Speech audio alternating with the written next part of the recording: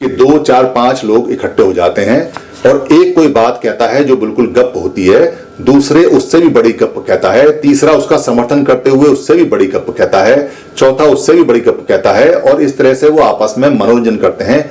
इसको बतौलबाजी का शौक बोलते हैं। खाली बैठे हुए हैं तो आपस में एक दूसरे गप कर करके गॉसिप्स बोलते हैं, अंग्रेजी में गप बोलते हैं, बतौलबाजी वहां बोलते हैं। तो वो बातें एक दूसरे की बहुत बड़ी बड़ी पेच लड़ाते हैं बातों के, यानी कि लंबी लंबी बातें छोड़ते हैं। कई बार तो वो ऐसी बातें होती हैं कि उनको ये बताते हुए कि ये ठीक होगी नहीं होगी, कई बार तो बहुत सारी दिक्कतें भी आती हैं, मतलब इतनी बड़ी बड़ी बातें गप में बोल जाते हैं। तो यहाँ बोला गया है कि आपने बेकार की, फिजूल की, बल बढ़ाना या जो ऐसी बातें हैं जो बेकार हैं, जो किसी काम की नहीं है, जो व्यर्थ की बातें हैं, बकवास जिनको बोलते हैं, फिजूल बोलते हैं या गॉसिप्स बोलते हैं, ऐसी बातें नहीं करनी है। ये चौथा नियम है जो सम्मा वाचा है, जो सम्मा वाणी है। क्यों नहीं करनी है बेसिकली ऐसी बात इसलिए नहीं कही है कि जब आप खामे का कहीं गाल बजाएंगे या खामे का कहीं चौंच लड़ाएंगे या खामे का कहीं गप्पबाजी करेंगे, तो गप्पबाजी करते समय, व्यर्थ की बात करते समय 2-4 झूठ बोल जाएंगे, 2-4 बात होंगी नहीं तो काल्पनिक बोल जाएंगे, 2-4 बात दाएं बाएं से लगा के बोल जाएंगे, 2-4 बात ऐसे बोल जाएंगे जिनका ना सर होगा ना पैर होगा। तो आपने खामे खा अपने ऊपर झूठ बोलने की फाइल चढ़ा ली, आपने खामे खा ऐसी बात बोल दी जो है ही नहीं और वो झूठी हो गई। उससे सामने वाला ये कहेगा कि ये व्यक्ति भरोसे का नहीं है, ये कुछ भी बोल सकता है, इसका कोई एतबार नहीं है, और वो आपका कोई एतबार करेगा नहीं। आपकी सोसाइटी में इज्जत चली जाएगी, आपकी निगाह में चली जाएगी। तो खामे खा आपने गॉसिप्स किया, गप्पे मारी, बात की आपने और 2-4-5 झूठ बोल दिए, 2-4 बार टेढ़ी मेढ़ी बात बोल दी, आपका सारा कैरेक्टर खराब हो गया।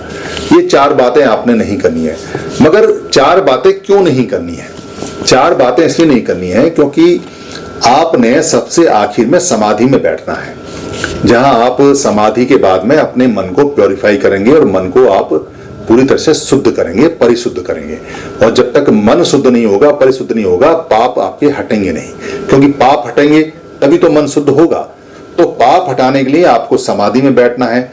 समाधि में बैठने के लिए आपका जो चित्त है, जो आपका मन है, जो आपका माइंड है, वो एकाग्र होना चाहिए, वो एकाग्र होना चाहिए, वो कंसंट्रेट होना चाहिए, वो एक बिंदु पे होना चाहिए। उसमें फालतू की बातें नहीं आनी चाहिए।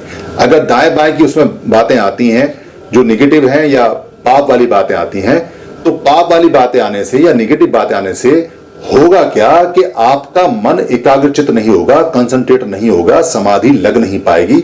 और जब समाधि ही नहीं लग पाएगी तो आपके पाप कटेंगे कैसे? और पाप जब कटेंगे नहीं तो पुण्य निकल के आएंगे कैसे?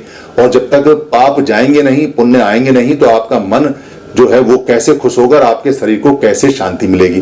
यानी सारा काम जो हम कर रहे हैं वो कर रहे हैं सुख प्राप्त करने के लिए, शांति प्राप्त करने के लिए, निब्बान प्राप्त करने के लिए, अपने दुख काटने के लिए, दुखों को दूर करने के लिए।